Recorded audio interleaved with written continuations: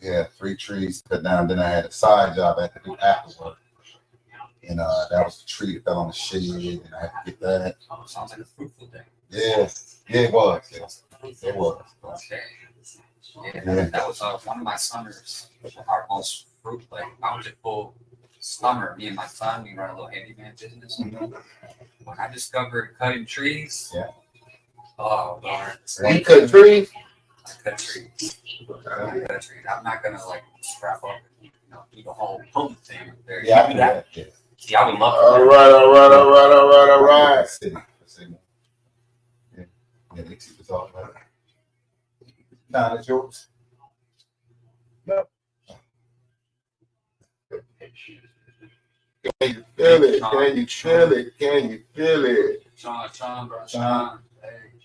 Hey. All right. All right. Thank y'all for joining us today. Today we got a special guest in the game room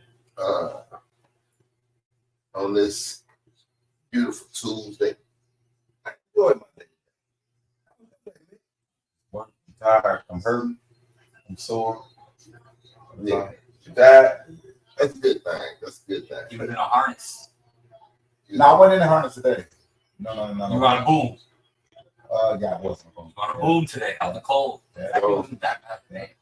No. That's John Marty Hagedorn, the part-time arborist, who we'll be talking to in just a minute. I want to thank y'all for joining us as usual, man. We the gang members. I'm the capo, she, me, Sean, Mo, whatever you want to call me. Just call me sometime. So. And I'm top dog. Sneaky, Pricky, Yeah. Big Big. And we the gang members, man. Not gang members, gang members. Where we try to leave some on your plate, right? And hopefully it's something positive. So today we're gonna be talking with County Supervisor candidate John Marty Hagedorn Jr. Yeah. Let's get into applause there. There we go. Got into applause. Also teacher, advocate, activist, my friend, my brother. You know what I mean? We went to jail together. So There's that. we're gonna talk about that too. It wasn't like me and Nick went to jail together because we went to jail together too, which we're not gonna talk about right now. Oh. We're gonna focus on Marty today. We might talk about it one day, but it won't be today. Yeah, no, you're not gonna get that one. You're not gonna get that one. I'm gonna talk about some things first, right? Well, our city, which you trying to represent. I'm on the Vision Zero advisory.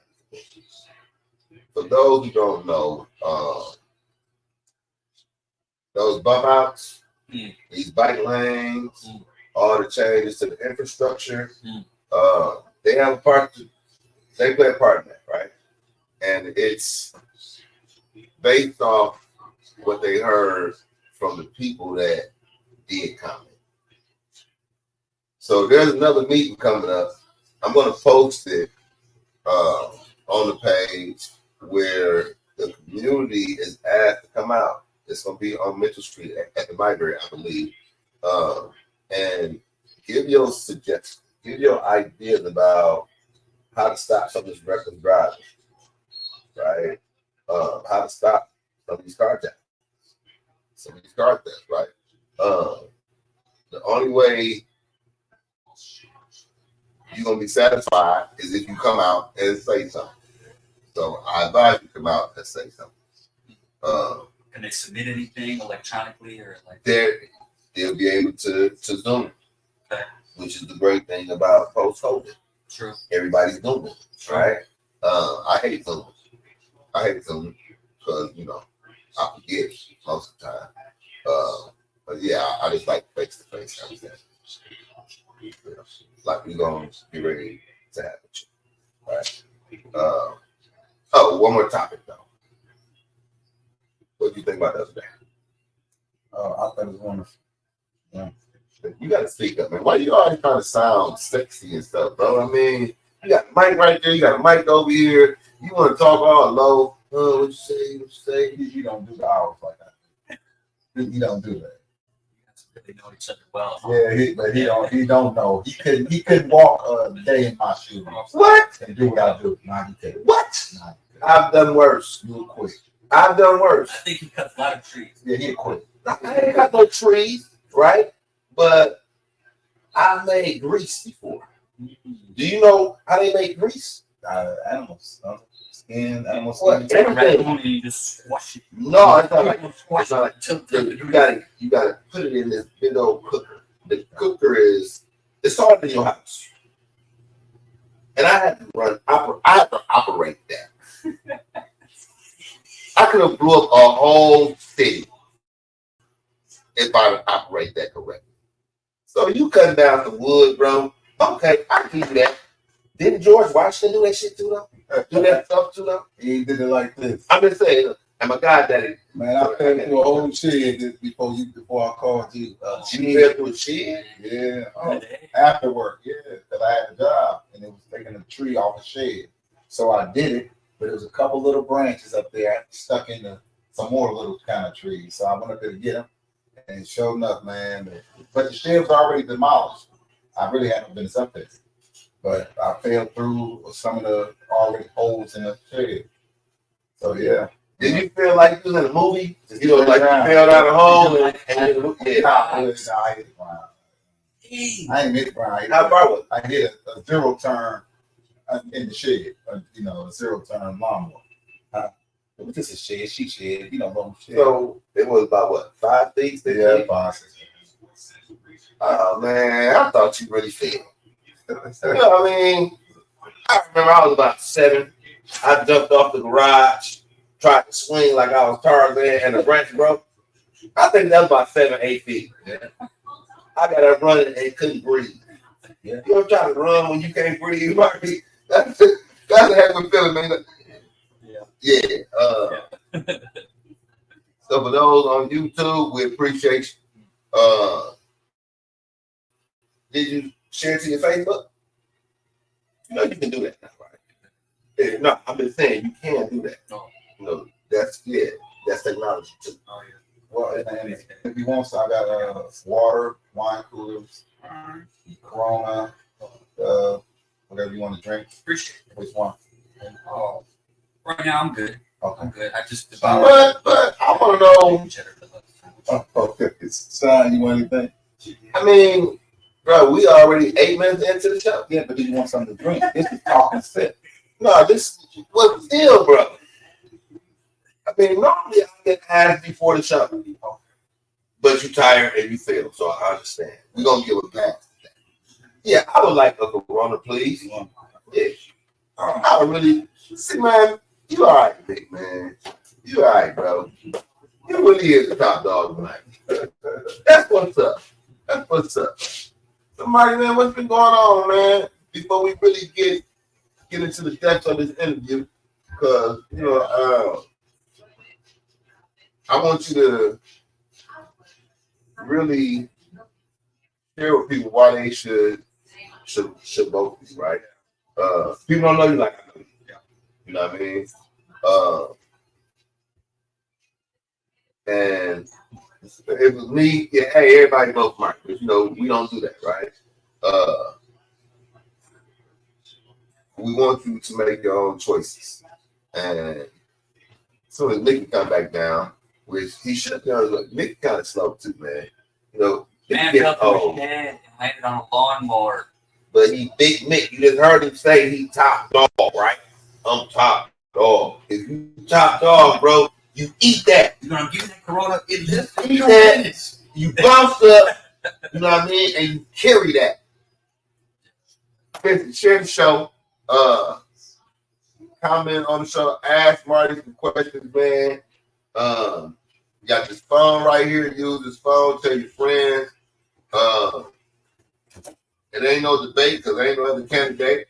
But we're gonna do our best to ask some questions that we believe are conducive to a better Milwaukee and the district that you gonna represent. We could have invited the other candidates. But I don't even know who they is because they didn't get back to me. So if they don't at least respond, they don't get no mention on here. You know what I mean? This is our show. All right. Yeah. So introduce yourself to the people, Marty. Tell them what seat you running for, who you running against, and let's get into it, man. Put that button on the side right here. Some button on the other side. So my name is Marty Hagedorn, lifetime resident of the northwest side of Milwaukee. 37 years old, father of 4. My son is about to graduate from Rufus King High School, 18 years old. That's what's up. My 3 daughters, Leilani, Kevin, and Savannah. That's 9, about to be 8 and 5. So I definitely am a dad, a girl dad for sure right now. I mean, he's off doing his own thing. He's in the trades as well. He's with Me Energy's training to be a line mechanic. Oh, okay. Really? Yeah. So I got he got himself into the youth apprenticeship program last year as a junior. My grandson did too. Yes. Yeah. So he's they really love him. You know, he's got dad's work ethic, and he's more of a tradesman than I ever have been. Oh, okay. You know, so he's ready to go. Like, we'll see what they hire him or not. He's ready to. He's already in that local union. Okay. Awesome. So today at work, what were we doing today at Brown Deer High School? I'm a teacher. We had metal. What you teach? Metal fabrication today. Okay. So we just teaching them how to use these. Actually, we broke out the CNC mills today. So we were actually showing them how to load that thing up, indicate it, make it straight and level and all that stuff, and like cut through these 1/4-inch thick plates of metal. And they're like, why are we making parts that look boring? Why am I even talking about this? I mean, if you get hired out of high school or whatever, and you go to these factories, and they make you, you're in a station, you're bending, you're forming, you're welding, whatever you're doing, most likely you are making something that's going to go to Oshkosh, that's going to end up going overseas to support Israel and United States of America Armed Forces. They don't tell you what they're making you make, and they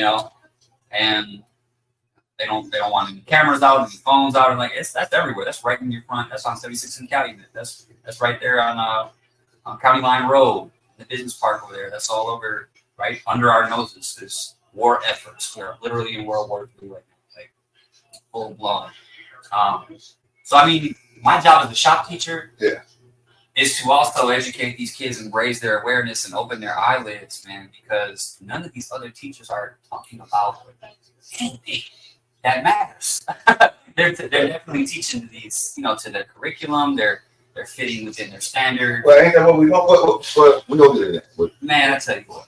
Where? As a shop teacher, I'm the guy who's got to be bringing this stuff up, but I am. And I've always been that guy. I'm the safe place. They all come to me. I've got students that call me their favorite teacher, and I've never actually technically been their teacher.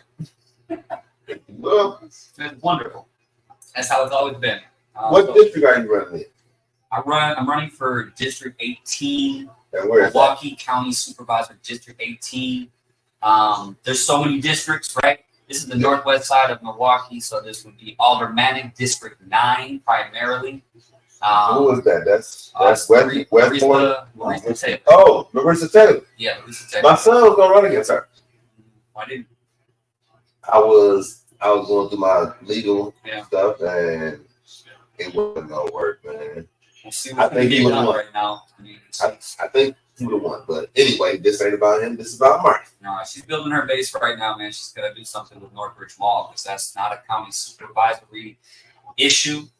However, it's definitely on my flyer because I was born and raised and still raising my kids literally across the street from where that mall stands right now. It's like such a huge thing, such a huge issue, and something needs to be done with that space. So You just said something. Explain your role versus the role of auditor. Sure. So as a county supervisor, there's 18 of them. They sit on a board, okay? And just like the aldermen have a city council with different districts, and their head is the mayor, Chevy Johnson. The supervisors, we have a county executive, and that's David Crowley. So David Crowley is like the mayor of the county, and Chevy is the mayor of the city. Okay, we both do the same things. We set policy and law and introduce resolutions that affect and impact residents of the county, specific to the districts and all in the county all across the board. Whereas the city, they're dealing with city law. Okay. Right. So y'all deal with Milwaukee, Brookfield, Walker. Brookfield would be Waukesha County. Yeah, that's so Brown Deer, Glendale, White Oaks Bay, River Hills, Glendale, or no? Glendale, yes. Okay. Yeah. Fox Point. My district 18, is really all Milwaukee. I don't even have much Brown Deer. I might have a slice of Brown Deer. But what's really weird about this particular time is they did pass this legislation. They are changing the maps right now. They're rewriting how things are going to be laid out for voting purposes. And I think mine is getting affected, but I'm not even really clear. I know it's not changed that much, but I think it will. Who was the incumbent candidate? Or who are you running against? So her name is Deanna Alexander. Oh, yeah. Really? You know about her? You know I know Deanna Alexander. Oh, really? Okay. Because the 700 that I knocked down since October 31st, nobody knows. Yeah, well, I know her from past dealings. I don't know her as county supervisor. Hey, what can I do for you? How can I help you? Type thing. You know her from what? Just I know back in the day. Yeah. I don't know, but Eric Garner, I Can't Breathe, that back in that day. Yeah. Yeah, because she was like, follow the law, breathe easy. Yeah. Oh, Yeah, that's how we going. That was her. Yeah, she's not. That was her slogan. That was her Yeah. ticket to gaining more votes and remaining in power, because there is a conservative Republican stronghold in this district. So it's just like, I'm on this show because I miss you, Sean, and I'm happy to be my here. brother, man. Yeah, so any opportunity to talk to you, period, is wonderful. But also, like, look, primaries in 2 weeks, and no one really has stepped up to challenge this woman since 2012. Yeah. So, like, I have no political experience whatsoever. I've just been in it, like you have, around it. Right. So it's like, why not? Like, let's actually challenge this woman. So let me ask you this, because people, they're gonna know. Why should they vote for Marty instead of being comfortable and voting with her? Right. First of all, I'm not going to say breathe easy, follow the law when somebody gets getting murdered in broad daylight by a police officer. Yeah. I'm exactly the opposite end of the spectrum on that one. Yeah. Why we went to jail. We were talking about that. Yeah. So for those who don't know, me and Marty went to jail on the highway. After Dontre was murdered in the park, I still feel like we were set up because it was supposed to be tactical and strategic. And when we got on the highway, I was looking at the wall. Get out of here. Those other lanes, all the lanes were still moving. We were supposed to go on the highway after they had already stopped their cars and blocked it, right? So that the police can't get on the highway. Man, we got met on the highway. And my son with me. I was telling you. He went to CPS. Yeah. Wow. Yeah. Over trying to get justice for. Well, I mean, it's a good call. Yeah. And if you gotta go to jail, why not go to jail for a good cause? Something like that. Yeah. You can never regret that. You have your son at the time that I got to step away for a second, y'all. But I'm still here. Possibly. I'm just saying, you know, Maybe. he may be like his dad, and that's part of his resume, probably his first thing. You know, so, In the headline of the paper, it was like, however many were arrested that day, plus one child. Right. Yeah, that's it. oh wow. Yeah, no, he's not playing. Yeah. So you know, man, Marty ain't just, you know, jumping out here because it's a popular stance.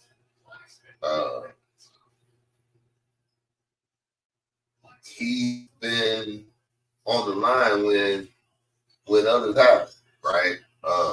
It wasn't us marching and doing all that. It wasn't no fun activity. People were upset, especially downtown and those areas because we were affecting the money. You know what I mean? But we were getting people to get a message, which I think is important. Sometimes you got to make people uncomfortable so that they can be comfortable. Right. Back to your run and your stance, and so what would you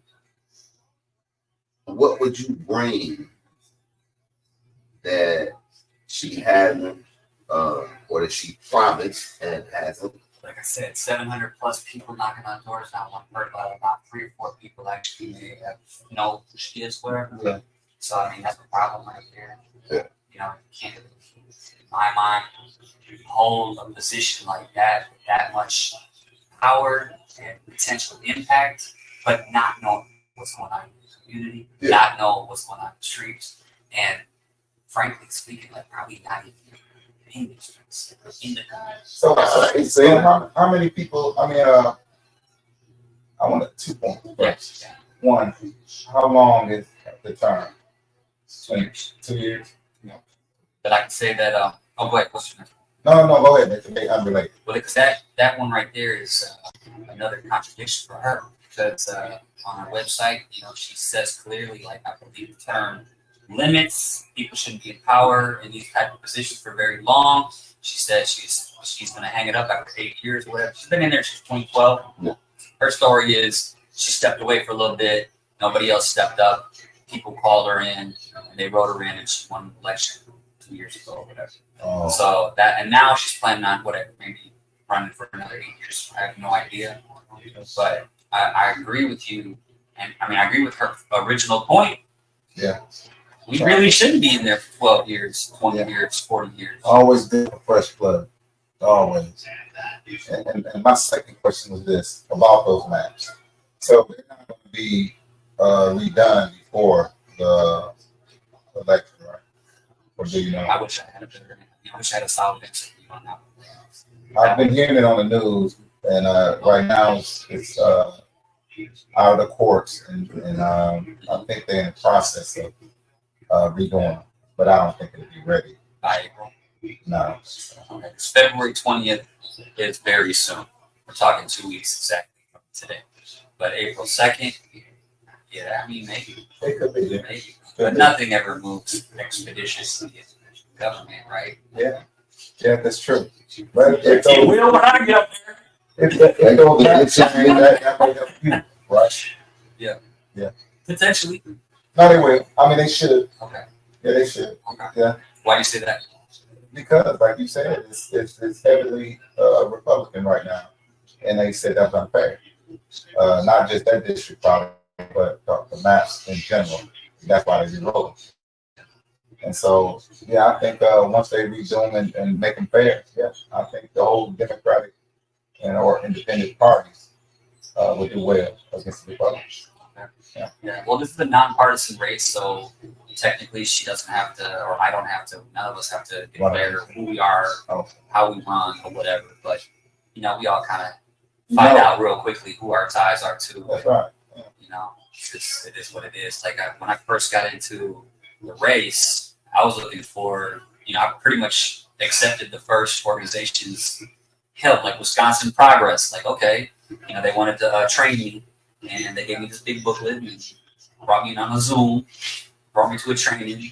But in order to like get it going, you gotta sign up to be a Democrat, and you have to like now my donations when they go through this active account, I think a percentage of it goes to the Democrats. And if you pay attention, man, what's going on right now, federally, nationally, it's just tough. It's sometimes a hard pill to swallow. Like I don't particularly like that. Yeah. I don't like either of them. So she's getting donations from Republican backs. It's something for me. I mean, I could ask my campaign manager to go give me that information. I'm pretty sure. I think you should. Background. I think you should because people need to know, right? Just like we were speaking with some automatic candidates, and we were asking about them accepting donations, and because with the city it's a little different, right? You're dealing with these stores and all of this and licensing. You know what I mean? So you really gotta be watchful of them donations, right? So when it comes to your campaign, her campaign, others' campaign, how different is it from an automatic campaign? Well, I would tell you that at 10, maybe it was at 12, actually, that gutted this position, taking away a lot of power from the county supervisors and putting a lot of it in the hands of the county executive. That was Chris Abley at the time. So this is a part-time position, okay, but it's still full-time governance over 55,000 plus people in this district. So it's just like, it's a tall task, man, because I still got to work my day job. I still got to be a full-time teacher, coach, and mentor, and wear all the other hats I wear doing that. But then also, so my point is, like, I think all other person, like, you're out there from sun up to sundown. You got to get it. Yeah, and then you're also like in the bid, around the bid, promoting the bid. Right. You are trying to create new bids, and all that stuff. And like, I actually like, part of me is like very much interested in the small businesses in my district. Primarily because I just see a lot of like beautiful struggle, and I don't want them to go away. You know what I'm saying? Like I want to highlight that. And I want to highlight the diversity. I want to highlight the ethnic and cultural beauty out there. Fluidity. I came up with that. Fluidity. That's you. Yeah, I can dig that. So I remember when AD did that, right? Other people may not, and some may not know about it. Can you expound on what took place and what roles were stripped from y'all? How y'all were hamstrung, basically? So let me just pause for a second. So this summer, I did a little community organizing, and this whole campaign was not on my radar. Honestly, it was not on my radar. And when people run for office, you really need to plan ahead. You need to have all that stuff set. So if that ends up being my downfall, I know better. You know what I'm saying? But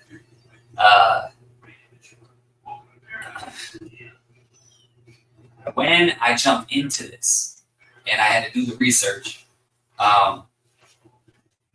is when I really started, like, I guess, discovering it and learning all about it. I remember protesting and going to demonstrations. I remember, being part of the teachers union and following here, following them there. I remember you rising up, taking them over here, taking them over there. But you probably could educate like us more than I could probably Okay. I want to honestly, because I don't really focus on the county stuff, right? We got so many problems within the city. I deal with a couple people. I went to some stuff in the past, dealing with the parks, dealing with nursing homes that AD was a part of, and I know growing up, the county supervisors used to have a lot of power. That's what Stampley was, right? But I know that their power is limited now. So that makes me question even more, right? Because you ain't getting the type of money that some people think y'all getting, right? You ain't got the type of power that some people think that you got or will have. Like, for example, sheriffs, right? Yeah. Okay, so when that all happened with Ailey, I think the only unions that actually left standing were police, firemen, or the sheriff's firemen, and the ATU, the Amalgamated Transit Union. Transit. Everyone else is done. There's no public sector. Yeah, they count. There's no public sector union for county employees or any of that. Like, that's it. And then I think the residency requirement too that was lifted as well. Yeah. So now sheriffs from White Folks Bay come in there, or from McWanago, Waupun, come in here in the city. To their thing. Which go back home. So you do know about it. Okay. Yeah, I know a little bit about it. Me. But one other thing too that I learned as well is that with these sheriffs, right, like they, Crawley's budget provided them with a bonus, with a pay raise, and these current county supervisors, and I'm hoping to get to know a lot of them and work with them, but you didn't challenge them. You didn't. You allow this department to get this raise, even though people are dying at an alarming rate, at a national tragic rate, right? Yeah. It's terrible. Like 6 people in the last 14 or something like that. Yeah. And then the abuse, the neglect that's going on at the jail, county jail. So I'm actually gonna invite Crowley on. You should. No, because I seen him at the mayor's event. He told me to text him. So we're gonna get him on here. We're gonna find out what's going on. But we can take their money. We can't dictate their policies and procedures. Why?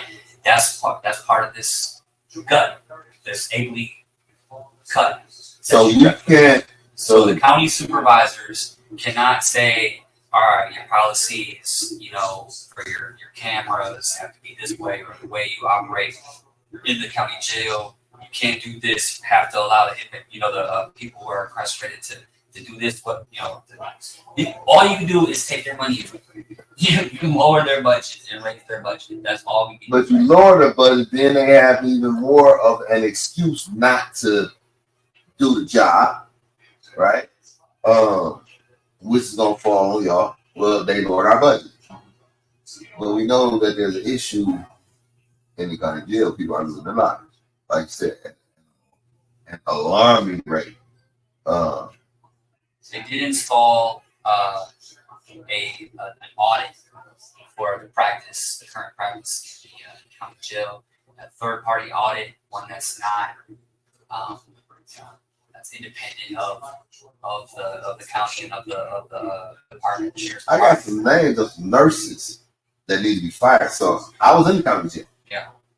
Just in September, in August, and almost died. My blood sugar was at 66. Right? Now I don't know nothing about that. I just know that I got to shaking. I got to feel faint, sweating like real weak.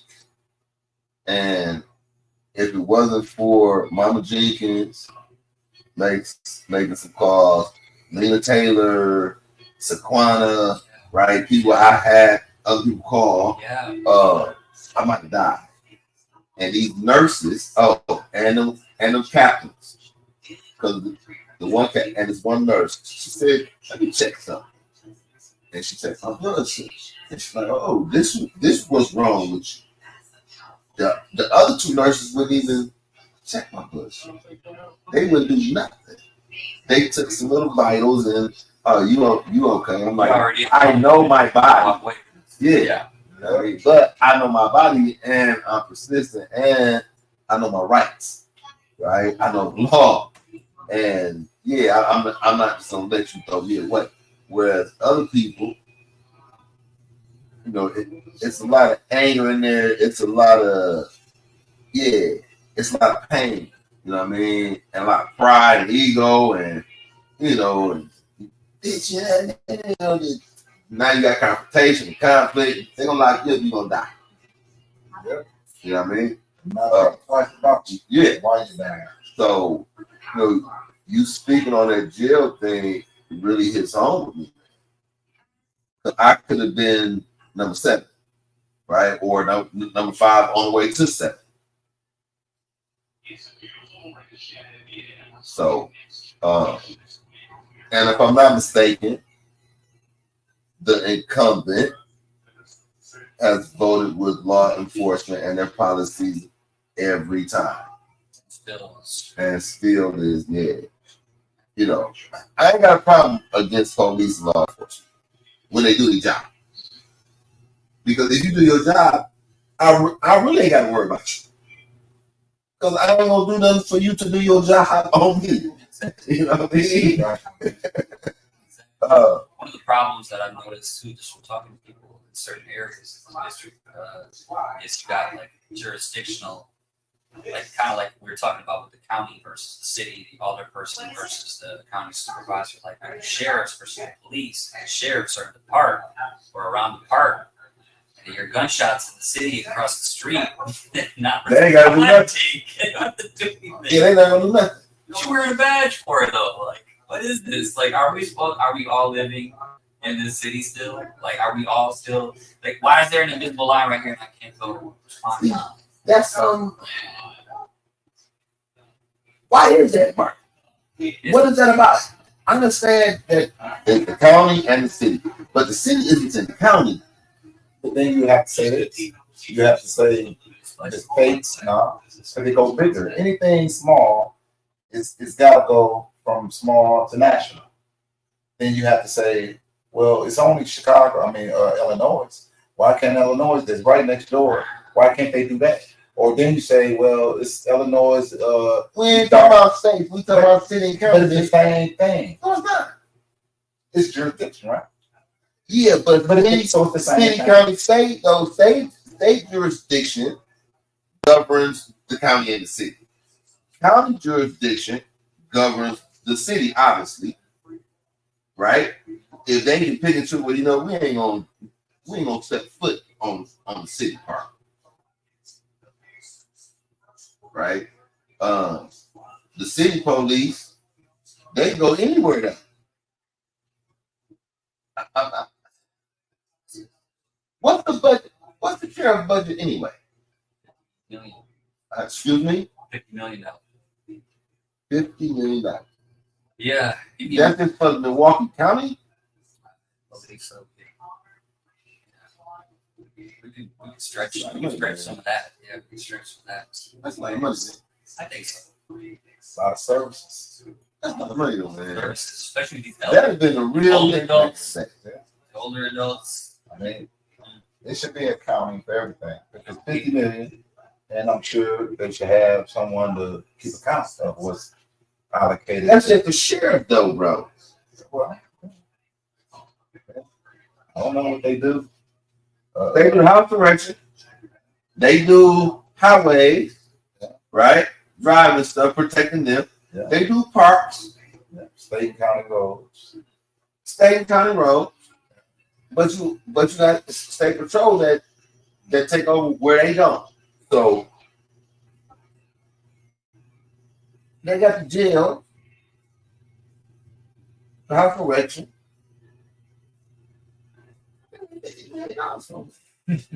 I guess you have to just look at the you know, they got to submit something, right? You know, like even the city, you know, they submit for this, you submit for this. If you don't spend this money, then they mess with your money next year.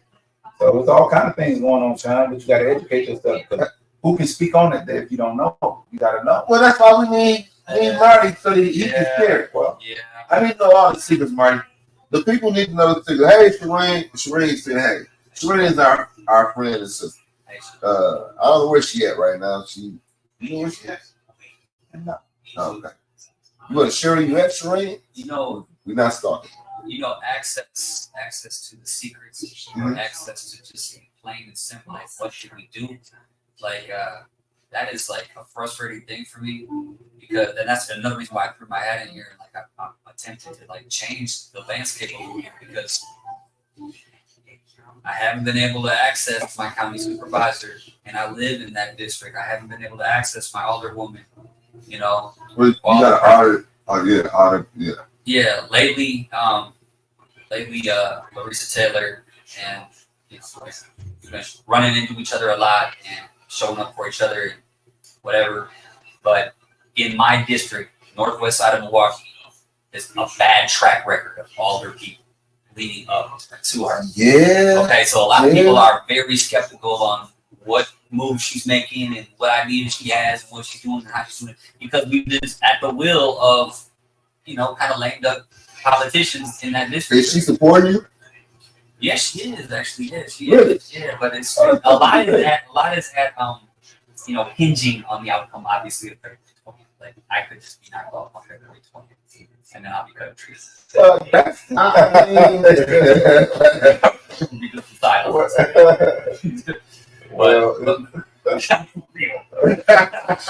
Good shape, folks. But February 20th, the plan is to be part of the final two.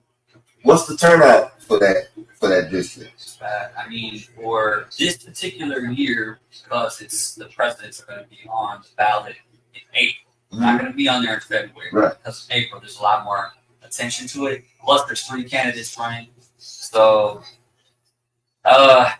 probably going to be like 1,000, 2,000. Really? Maybe, yeah. And how many residents? 55,000. 55. That's worse than the automatic races. Yeah, that's what I'm saying. Hey man, we gotta do better. We gotta do better. There's another reason why I got into this race too. It's not about Marty Hagedorn, a glorious man. It's about, look, my neighborhood needs to wake up. If anything, it was a victory as soon as I got into the race, because automatically I'm gonna get people buzzing about the importance of this election, get people registered, get people to the polls, and using their voice at these meetings, like you're saying, you know, organizing input sessions, you know, and doing what I've been doing before any of this, which is collecting data. You know, like that's the nerdy way of saying it, but that is what I've been doing, like listening to people, talking with people, or getting them together, getting them fired up, you know. So when you knocked on those 700 doors, did you get commitments from the people that answer the doors? I love getting commitments. When I get a commitment, I definitely get on one knee. Thank you for this commitment. Thank you for this commitment. Phone out, but not everyone wants to jump on the phone. Like I love those, you know, video plugs. But it's been great. Like that's part of this whole thing. Yeah. So if that turnout is like you say, then you got a good chance. You got a great chance.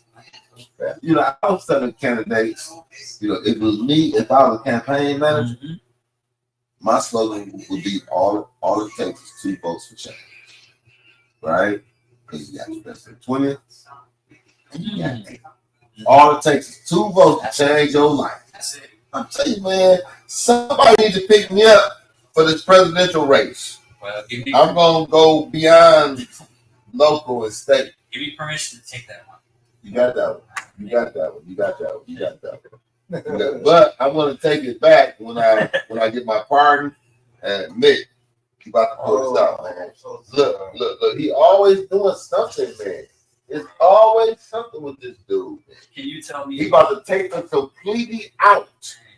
We ain't gonna be able to do nothing, man. Mess your But, day. but you ain't gonna focus on that though. It's over. Now what? It's over. Oh, now it's over. You gotta get another cord, a longer cord. No, I don't. It was working perfectly till you decide to do that. You know, we're a little disorganized. I mean, I think this should be kind of in the center. You don't know how to work the board. Nah, Why would it be? See, he don't know how to do that. I'm about to, because he doesn't know how to work the board, and I do, I get an applause for They that. have like a hookah in the center. No hookahs. No hookahs. No hookahs. You know, we had a bunch of people over here Sunday. And yeah, You're still reeling off that. it was wonderful, man. It really was. You know, to have friends around, you know, brothers, man. It was. I think we should cheer for that. There we go. We're gonna cheer for that. All right, applause. All right, yeah, that's enough applause. Yeah, he can. And use one of those sick days. Yeah, I could because I kept my, you know, we're doing this composure, but you know, That's just how you I can't. operate. Yeah, you know, so I can't walk.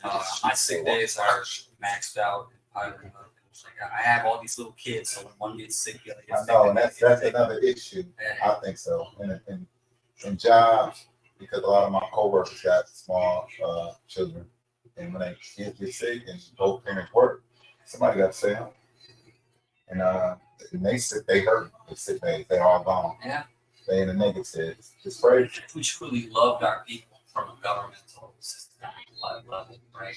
With the question, take care of your kids. That's right. And That's what we're I'm not gonna make you short on your rent or your bills because you live in your life. Like, I mean, you have to provide. That's right. But is that a role of government? Well, in China, they'll say you just can't have more than 2 kids. You can't have more than 3 kids. That's the government over there. They're just cutting you off. Like, okay. You know, and also in other areas too. I don't really know what it's like in Norway or Switzerland or Finland or whatever, Sweden, but I know a lot of the people probably look the same. I heard it's very peaceful, but it's not a lot of people that look like me. Not right. So their policies are probably a little bit more empathetic, a little bit more friendly. Like, hey, you get pregnant, hey, you're having a baby, okay? They're gonna take care of you. Gonna be this, that, this, yeah.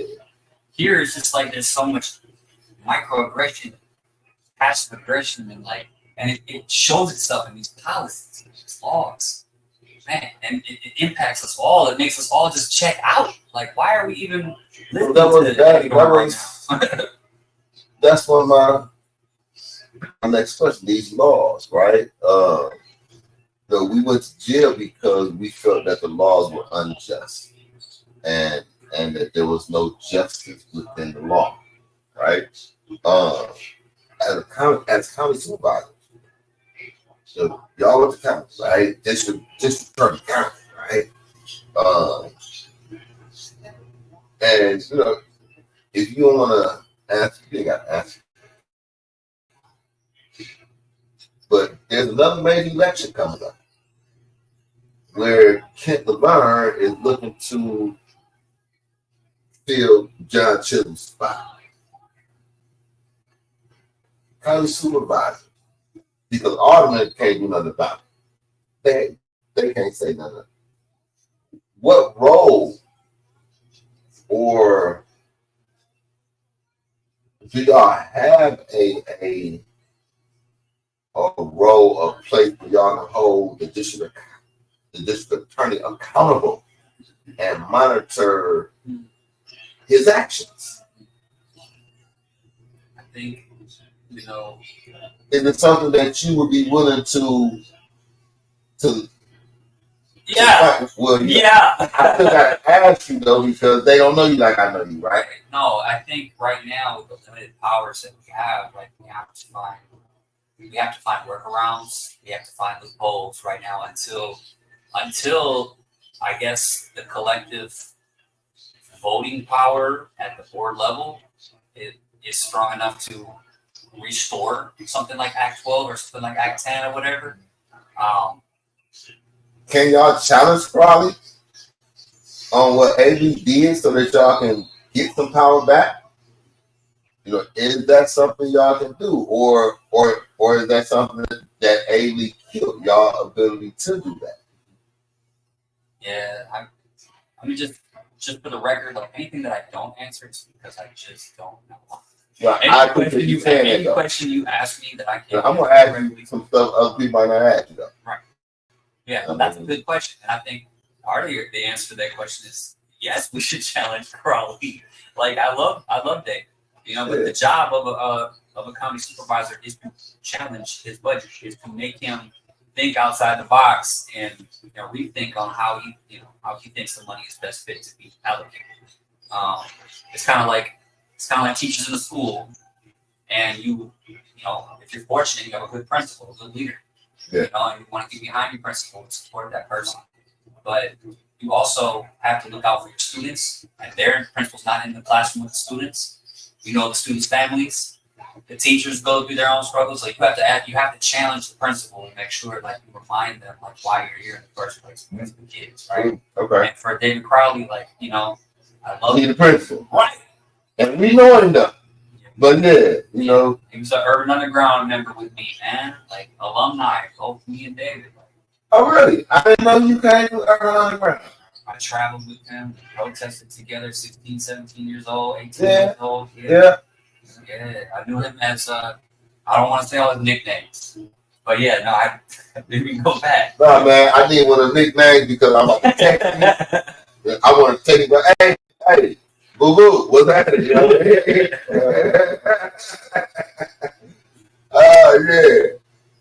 I didn't know that though.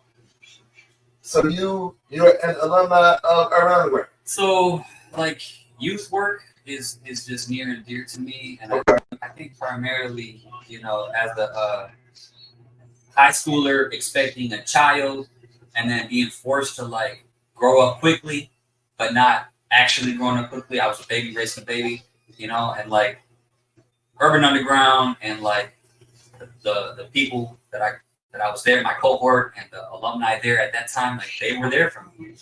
My parents weren't, that's where I flocked to. And like I think that basically like cultivated whatever seed was already in me, maybe planted for my moms or my dad or whatever, but like definitely like youth work became like what I remain engaged in to this day. That's your cause. For sure. That's what it is. Yeah, for sure. And it wasn't always in the classroom either. The whole teaching thing was, I didn't go to school to be a teacher. Like that also just kind of fell into place. Yeah. So we got support. We got to support youth organizations, but also like Northridge Mall was a place where I used to go do bad things, but also good things and buy things and like meet people, and like it was a place to go. Kind of like Capitol Court with us. Capitol Court. We had options. We had options. Yeah. So that's another issue in the city, right? Yeah, it's a huge issue. No options for our youth. Right. Right. Yeah. I'll tell you, that district used to be Johnson's and bowling alley, Godfather's Pizza. I used to do that as a kid. You know what I mean? Me, Junebug, Conway, Mikey, Jimmy. Every Saturday we went bowling. Were those the gang members? No, those were just like my friends were on 25th Street. Nice. And I said Junebug, right? Yeah. And we used to go to the bowling alley and then stop at the Godfather's Pizza on the way home, right? John skating the go-karts, right? Social centers. You know what they actually replaced right there, right in that area where Johnson Park used to be, whatever. It's a youth prison. Right on 76 in Good Hope. We just had a candidate. We had a candidate forum at Alexian Village last week Thursday, and one of the questions that threw me off is what That's what a new prison gonna build. one of Be built from. already said and done. It's already being built. You drive up through that right there. You see all the That's the alternative to Lincoln. That's what they. Okay. They're right there Yeah. in the smack dab in South 76 house, right there. Because you got Destiny School right there. Yeah. Right. Noise Pool, No way. which is another Milwaukee County icon to me The church. that is underfunded, ill-maintained, inaccessible, and not talked about. You know what I'm saying? It's a pool. And it's just So how would you, or what would you do to open places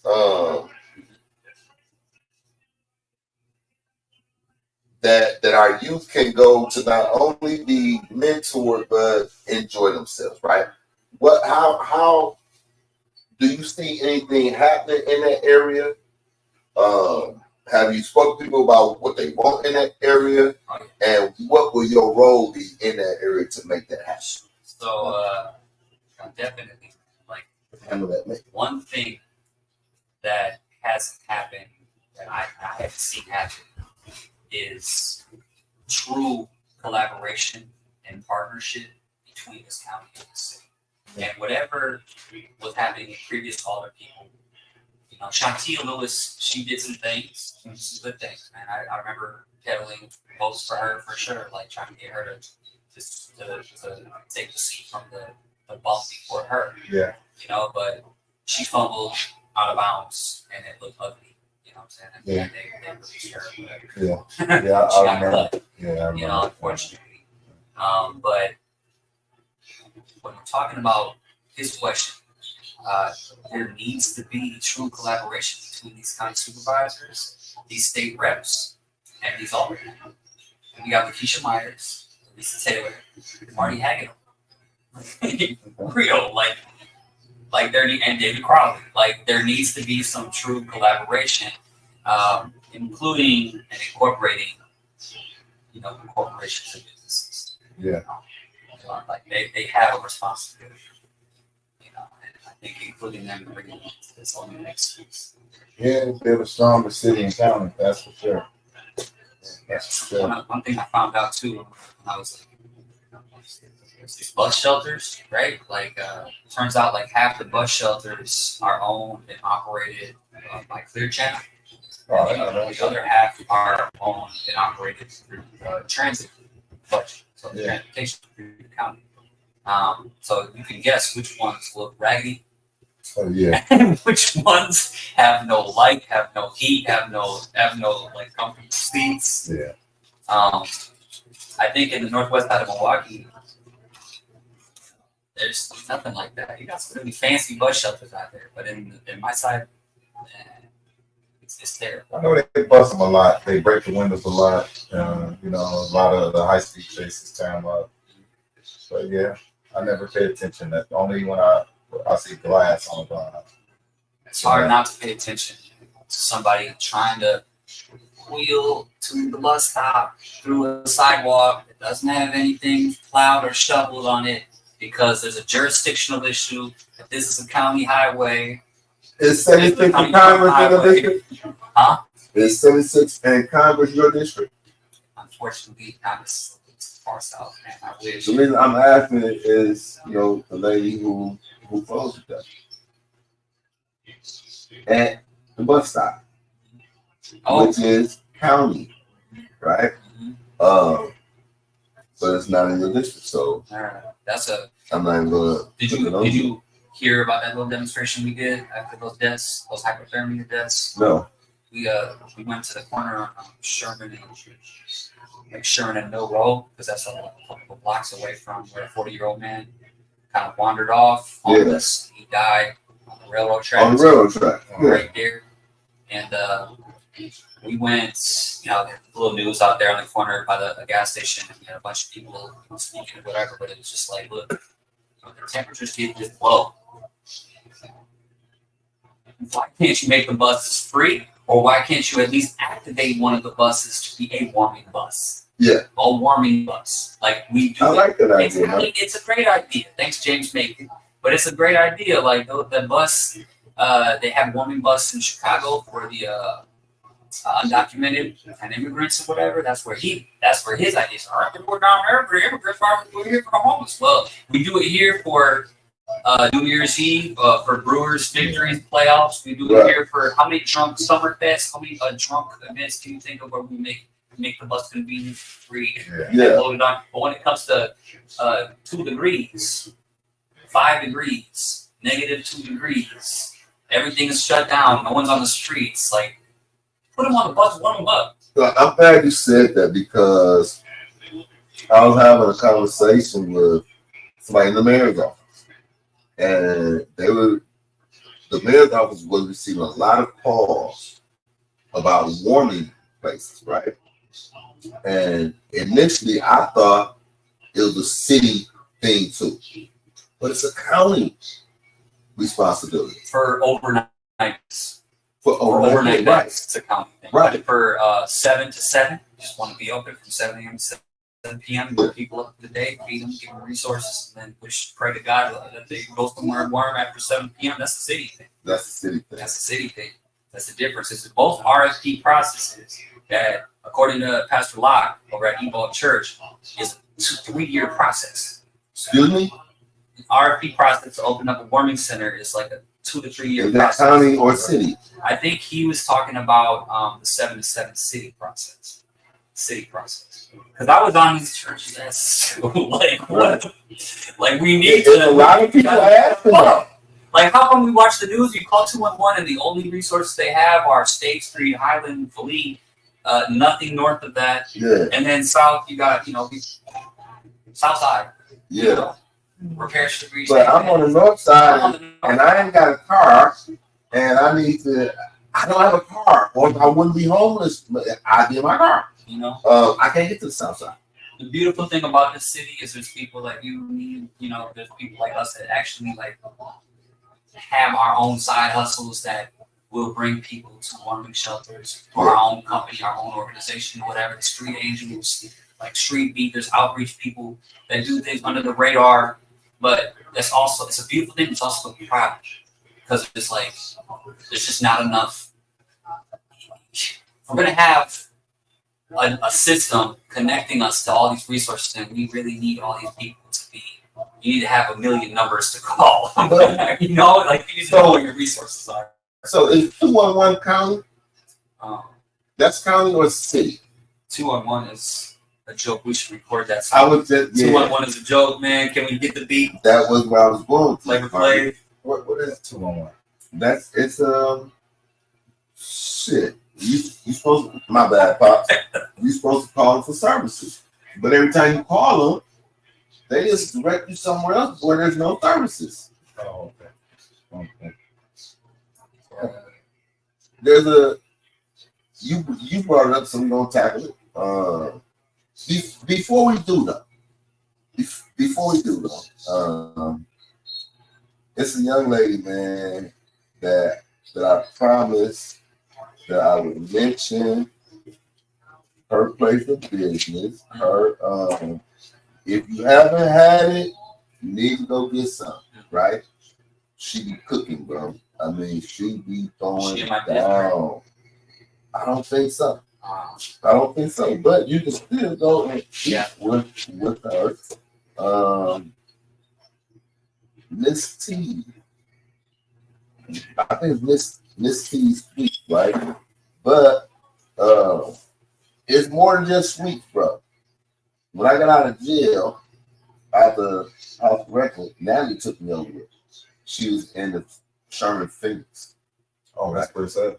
That's where she was. I got to find out where she is now. Now she grew a little bit. So. Yeah, just for you catering, sweets. Oh, it's Sweets by T.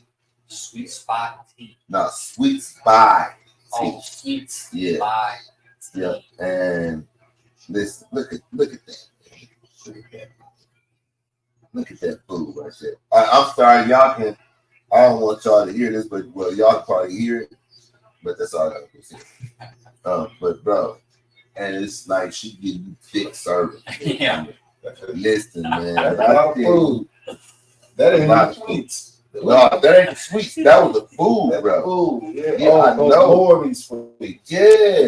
Oh, okay. Yeah, she doing more than sweets, bro. Where is she located, man? I'm trying to see. You know what? If anybody know Miss Sweet, but Miss Sweet T by Sweet, tell her I need some actors or something. I know she was in the Sherman Phoenix when we were there, but that was just temporary. And she does catering, right?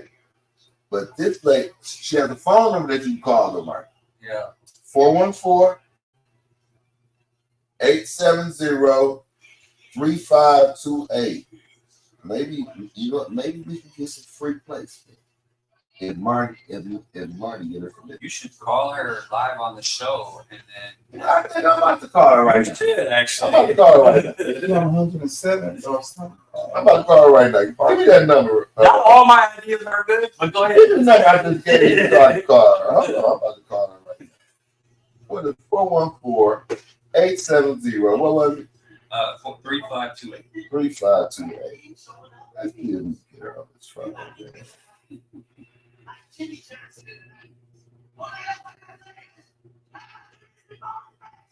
Why is this? You know the young service down here. Yeah, I got a firewall or something going on. I gotta get one of those things, man. You gotta get something. No, they knew that. I told them that I don't get great service here or even good service. Well, we can't call her right now. Is your phone working? Mine's not. Down here? It should be. Well, call this number so we can call her. Because we live and stuff. Y'all stay right here. It's 844-870-30. Oh, here we go, right here. That's her, right? 870-3528. Yeah, let me see if I can get her on this. Can y'all hear that? I hear that. She probably hit the phone. But I hope this ain't the I thought it was a cell though. I closed down myself too. Oh wow, it's 40-49. Yeah, baby, we're gonna leave a message. You're really hungry. I just want to- Hey, this is Sean Moore with the Game Members Podcast. We were trying to contact you because we were hungry. And we were going to have you on air to hear about the business and tell us when we can come and get some of that good food. So, try to call you. We'll call you another time. So, yeah, listen, man. The young lady got some food. If y'all ever. Yeah, you know, we need some applause there because I think we did our thing right there. That's kind of nice. But yeah, listen, she got some good food. She really do. I wouldn't say it if it wasn't so. Back to our regularly scheduled programming. The homeless problem in the world. Yeah, there's homeless people on 76 Mill Road. There's homeless people on 36 and Brown Deer. There's homeless people everywhere, you know, but you got to know where these resources are. And I think, you know, what separates me from the other candidates is my ability to make it easy to access these resources, to know, to explain what is out there and how to access it. And if it's too hard for me to access it, then there's a problem and we need to look at it and break it down and put it back together so it's real simple to access it. Because when I was talking to David Crowley on the phone a few months back or whatever about my campaign, how's it going, blah, blah, blah. And he was like, oh, yeah, you can talk about that, but we already got that. Oh, yeah, we already got these funds. Oh, yeah, we already do that. I was like, you do? Okay, well, yeah, you just got to fill out this application. Okay, well, what department do I need to reach out to? And how do I get this application? And how do I qualify? And like, look, man, people knock doors. I've been having so much fun knocking doors. I met so many amazing people. I may have met the love of my life. Like, it's been an amazing ride so far. Yeah. It's been. We can talk about that. Hey, you ain't supposed to go. You ain't supposed to go on a campaign trail trying to come up, man. I did not. Oh. I did not. So it just happened. She just followed me. Oh, she followed you. Yeah, but That sounds like a stalking to me. like not really. Right. Not really.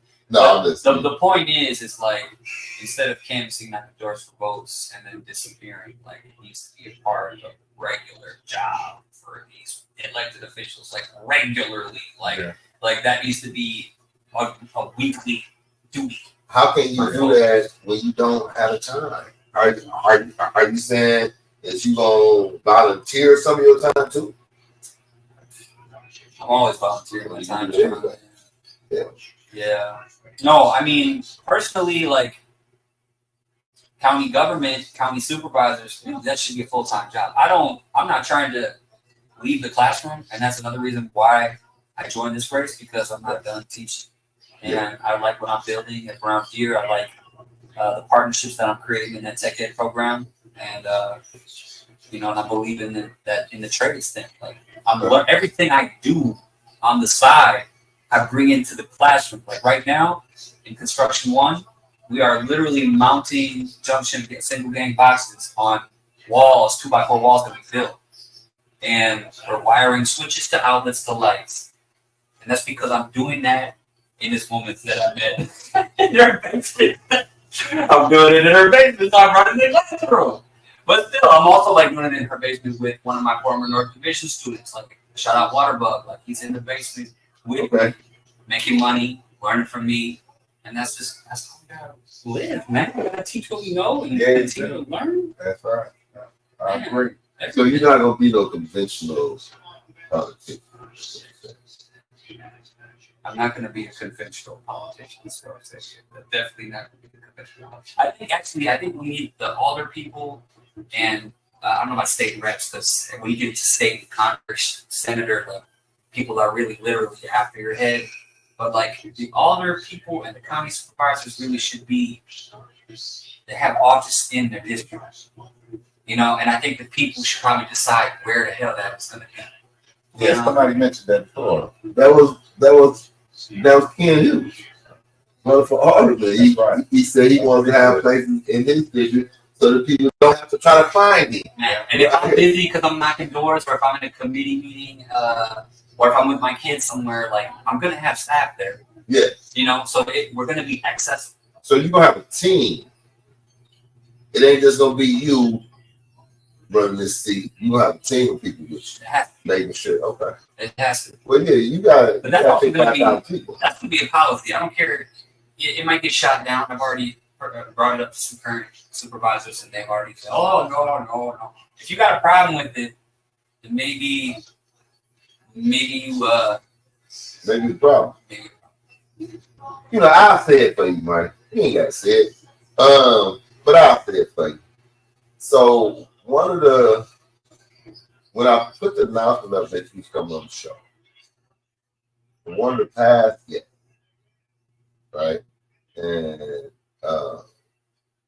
the name of the show now tonight is The Time Is Now. That's the name of this episode. The Time Is Now, right? Like that. Like that.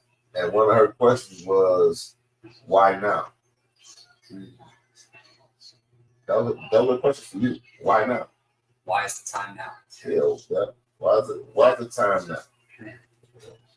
And you mentioned something else, and we're gonna get into that. I don't know if you know Beverly Williams. Yeah. She be at the school board met, right? Why now? And what will you do to ensure that kids not only in your school but in your district have an opportunity for a great education? What can you do? What will you do? And can you sit back so that we can hear you? Because the mic is pointed towards that. There you go. Yeah. I wish the county board had more say and influence into the funding structures of these schools and the school districts, because they're fundamentally flawed. We all know that. We know that for sure. They see the resources that these schools, these babies get on property tax values. A funding formula based on the surrounding area that they're in. That's guaranteed that you're going to have schools that mimic the crush hyper-segregation and poverty, you know, in the underfunded, under-resourced neighborhoods that they're in. Like, that just doesn't make any sense. It should be a place of abundance of resources, a place where people will go to, families and parents and uncles will go to not just support their children, but to get their own education. Like, that's what I believe. So, I mean, in terms of like what the county supervisors can do in the realm of education, I mean, as an educator, as a public educator and a father of kids that are not trying to go anywhere, like, I want them, they're already growing, learning in my district, in this neighborhood. Like, that's always at the forefront. I'm always going to be championing that in any form that I can, you know, in any kind of partnership or in any kind of way that I can. The time is now for many, many reasons. Like, I don't know how long Giannis is going to have game left. Time is now. They need to win the championship this year.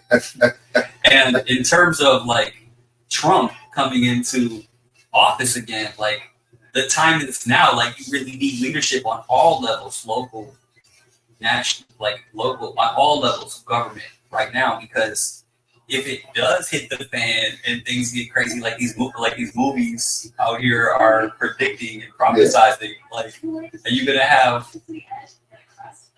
county supervisors and all their people just like, I'm gonna resign right now, I'm going home?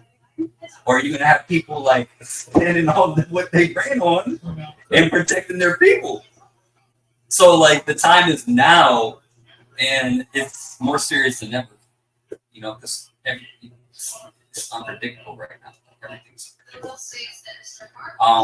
This MPS referendum thing, you know, I talked to a couple of current teachers today, hitting doors right before I came here, and it's serious too, because it's already these schools that are so squeezed, they're gonna have to squeeze some more. Squeeze teachers right out of a job. Oh, didn't they just get some money or something? Or get some raises or something? Who, the uppers? Yeah. Administration. That's how it all goes. Yeah. So the county executives have no authority over MPS? Because like, I ran on trades, right? I was like very passionate. I still am very passionate about making sure that my babies don't keep falling through the cracks, you know. And I have, even at Brown Deer, like, I have a success rate, a larger success rate of getting kids jobs, but it's still like the ones with the best shot are the white students, you know. And that's just, no matter how hard I go, it's just, it's still like glaring, the inequality. I think it's always going to be like that. Yeah. In America. I think so. Man, we're not Netherlands, we're not Sweden, we're not all one race, one color. Our country is based on that. It's been like that. And I think it'll always be like that. Well, last time I saw you, Sean, you were talking about a whole different concept, a whole different idea. And that's inspiring right there, because like, if you can get something like that going, you know, in terms of like, What part was that? Criminal justice, in terms of in terms of like just like having your own community supported jury, and you know when I push that, right? Because I believe, you know, that we have these different levels of legislative bodies and all that. But I believe in people and the greatness of people, right? And if presented with opportunity, you know, man, we'll jump on that. But when I presented what you was talking about, man, they tried to have me killed. So careful with that. You know what I mean? I'm not saying that it can't be done, but until we address the racism and the systemic issues, right? We have to address it before we can put it to bed. You know what I mean? And in our city, unfortunately, you know, our legislative bodies are still connected to the Breyer Meyer McCann, right? Where basically black boy know your place, right? We ain't got to do for you, you know, you'll get scraps. And a lot of leadership in the black community has acquiesced to that system where we're dispensable, right? We're just statistics and data instead of humans. You know, you have an opportunity to de-seat or dethrone, right? Somebody that's bad for all of Milwaukee, right? I believe that just like the common council, the common supervisors, they make up a very diverse legislative body, right? Because you got 18 different seats, which represent 18 different parties. Counting 18 different voices. If the people can come together, the people can make change. So when you get leadership that can't come together, how I represent the people, that's awesome, right? It's not. Or leadership that just stays there so long and doesn't do what they need to do. Or do they promise? Yeah. If you ain't gotta do what you need to do. If you do what you promised, Right. everything should be good. So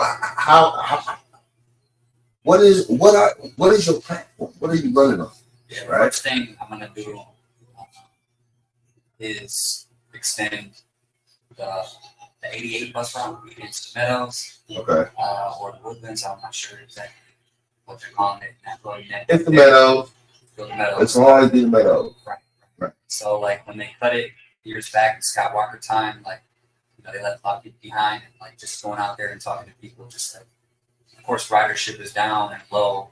And of course, people aren't getting to where they want to go or need to go because they got to walk 7 blocks to Brown Deer Road. Oh, like, you know, they did during my campaign. They did extend the 92 into the other side of the Meadows, like where that 91st Brown Deer Road, where the YMCA used to be, that they shut down, right? Closed. Now they're trying to put Murata's trying to put more low-income condos and apartments over there, right? So like. The bus does go through that little nook, but again, it doesn't go through the other side, 97th, 95th, and Brown Deer and Beatrice and all that, you know, over there. So that's one thing. That's one area that I saw a need, and we get to host this town hall listening session because of some circumstances with the host. But you know, we're gonna do that and gather that data from people in that area. But it's already overwhelming. Obvious to me, and that's just one little area, right? There's a lot of areas where that have been impacted by cuts to public transportation. I mentioned these bus shelters, right? And I think the bus drivers are all upset, and they should be. You know, they're concerned about their safety. Some of them are talking about that we should have the right to like carry and hold our own stuff. You know, they're upset about the security system that we pay all this money for, that we contract all this money for to be on the buses. That's a whole issue that everyone's pretty unhappy with Dave Crowley about. That you get them on the show, you definitely have to ask them about the transit rangers. what they're calling them. Transit. I think that's what that idea got shut down, which was, it seemed like there was like overwhelming support from the bus union, labor unions, and all the drivers. You know, it's like the problem is they don't have like the authority to like arrest anybody, but they're basically like trained violence interrupters on the buses. You know, citizens. Everybody trying to do what we started, man. I mean, you started something beautiful. Yeah, but if it's not working for you, then you shouldn't try it. Well, you need to work with the people that know how to do it so that you can learn how to do it, and then you can expand it so that everybody can know how to do it, and then we can really see the change. Most definitely. But yeah, no, most definitely, and that's something that we need to bring up again and again and again until we get you and the people that know how to do it in the right spot. But the idea was like, all right, look, there's somebody here who's definitely having a domestic altercation with their girlfriend. We need to get it, separate them before someone gets slapped. Right. Or there's a homeless person, huffing in dust cleaner or whatever they got their hands on there, snorting, breathing it up, and they're having an episode right here. Get some mobile team out here. You said something that interesting. You talked about the why that's proposed out there. Does the county have anything to do with that, or is that's just the why? Can the county do something about that? About the YMCA? About the space. Yeah. About that space.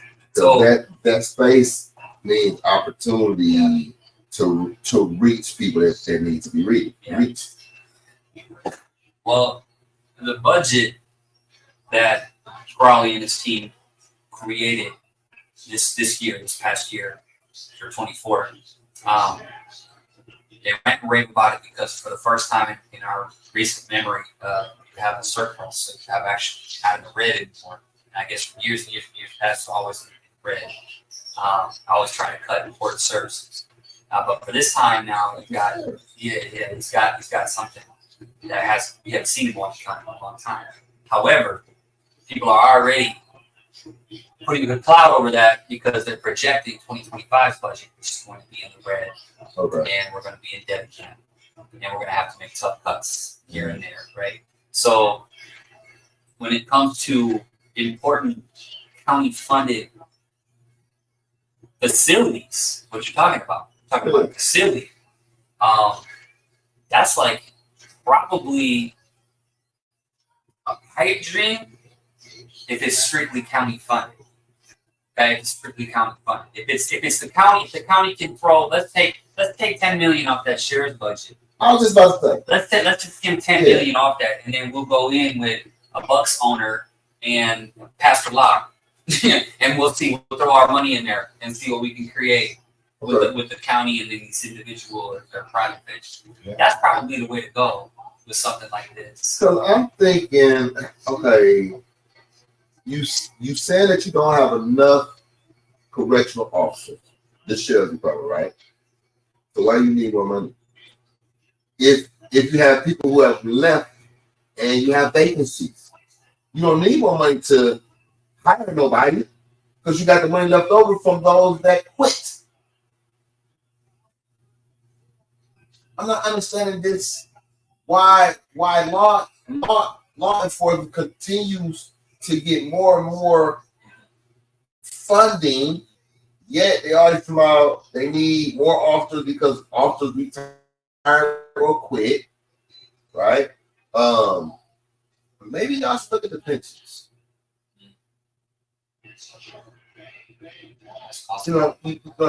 If I'm not mistaken, I may be wrong. I might be. I'm not. A lot of times I'm not. But don't they have like floating pensions and stuff? No mix. We need to find out because we need to figure out where all this money is going, man. Why do you need 50 million when you only operate so many department buildings or facilities?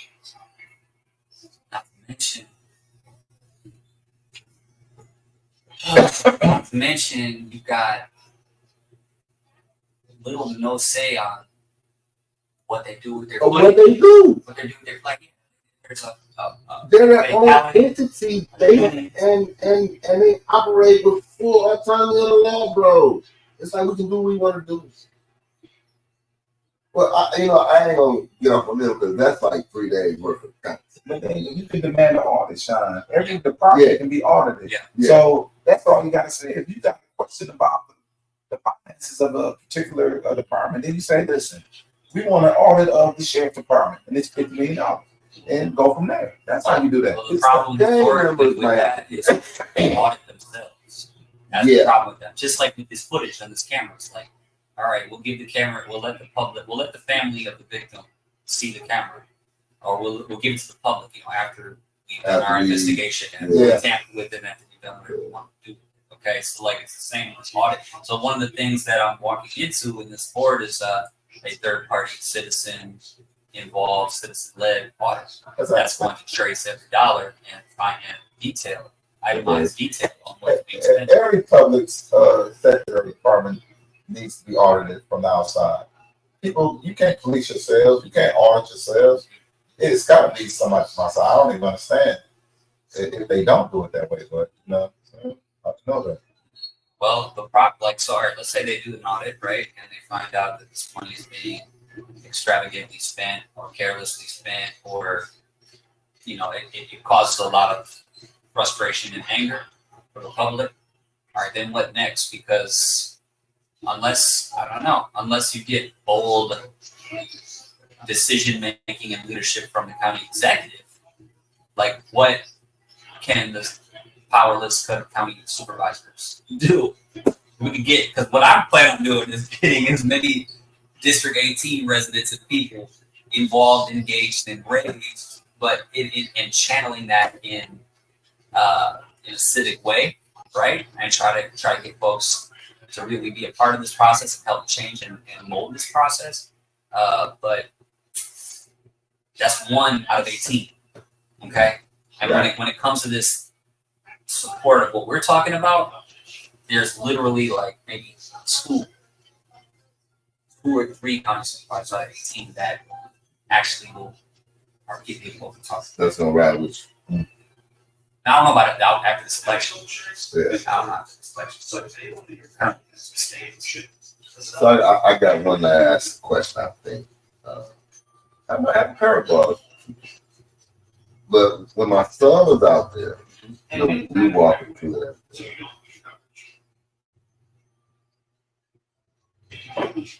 Yeah, it's a food desert out there.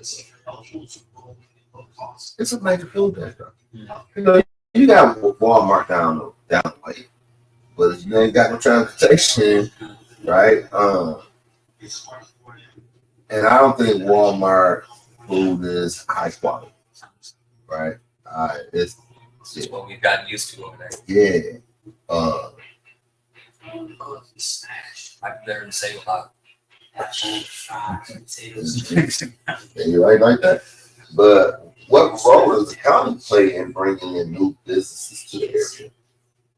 Again, this is something that they've told me that we just kind of hands off to this sort of thing. But what I said is public transportation is a big thing for me personally in my district, is highlighting establishments that are doing good, providing good food and good things, resources for young people, whatever. Just like Rochelle, her after school program called Fashion Arts, Teen Education or Entertainment, FATE, FATE, right off 76 and between Brown Deer and County Line Road. Like, there's a bus line that goes right there, right? So like, we need destinations for people to actually come to and know about and come to.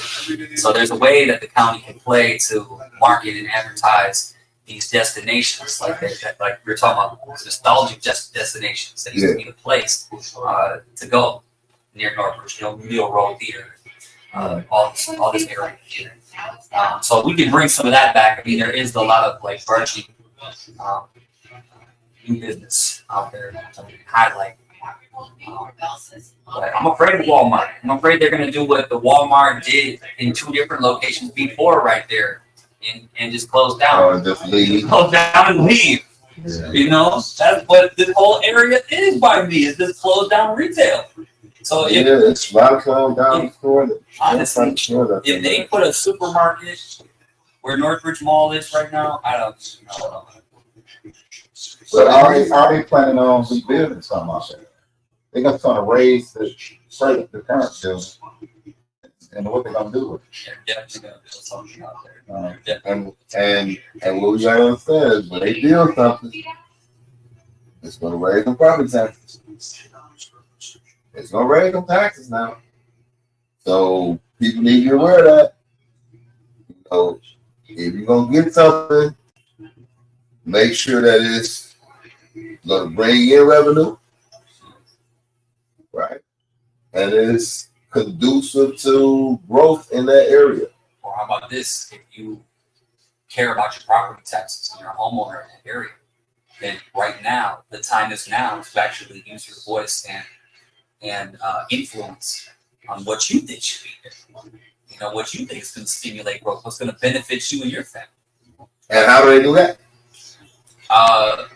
So probably follow Marty Hagedorn, follow my Facebook page, and your alder person, Larissa Taylor. You should go check her out because she's everywhere all the time.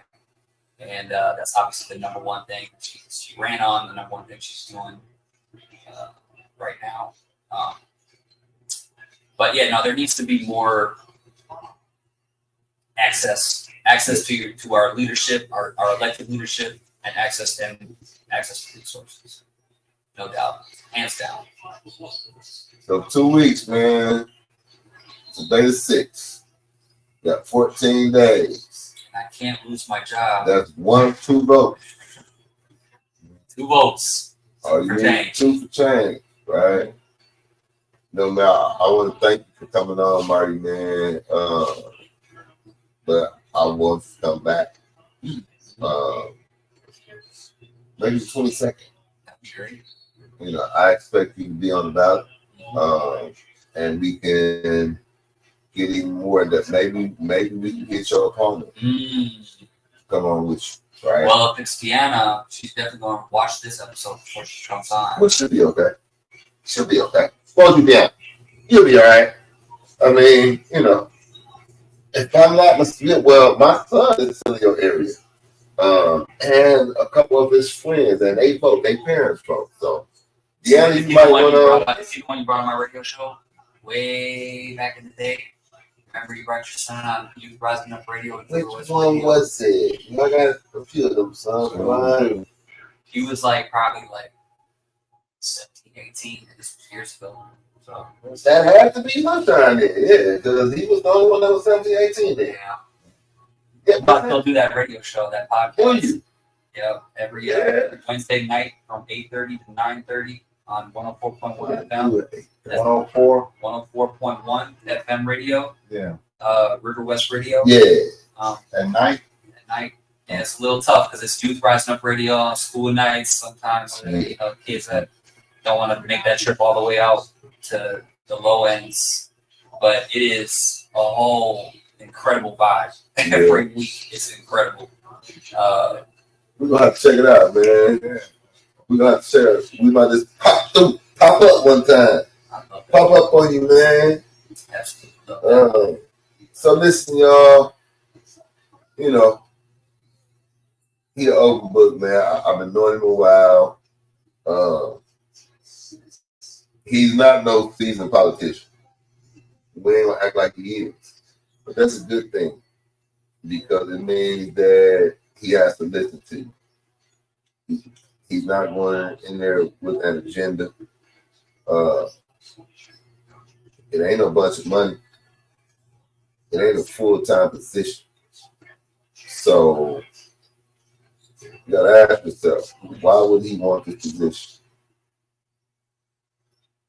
He ain't really getting nothing up out of it. It's because he got a heart for the people.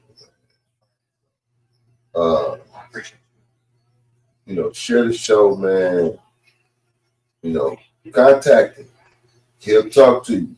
He'll share what he wants to do. And if it's your cup of tea, man, make sure that you go for money.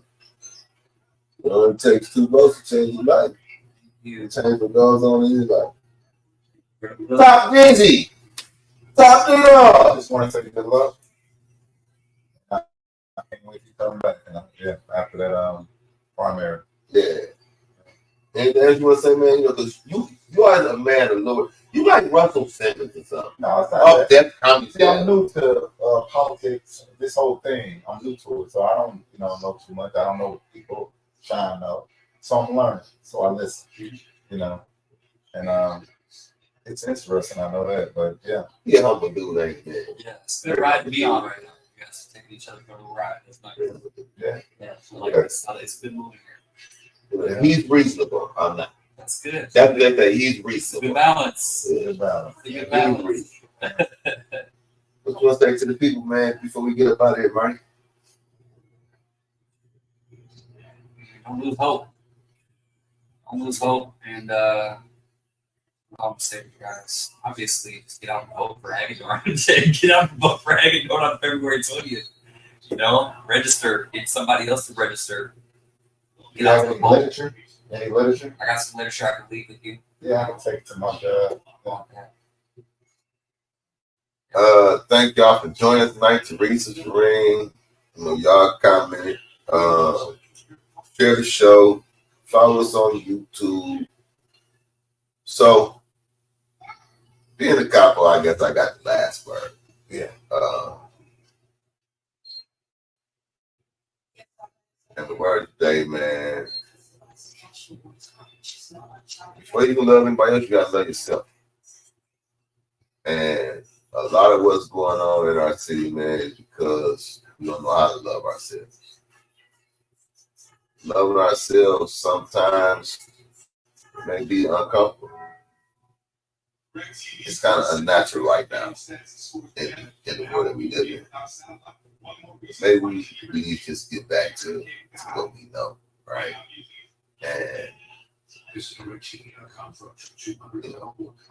those words, they mean a lot to people who struggle. And if you can love yourself, you can love them. And maybe you can love them out of the place that they at, that they stuck in. Right? So this year, man, it means something to me and my brother.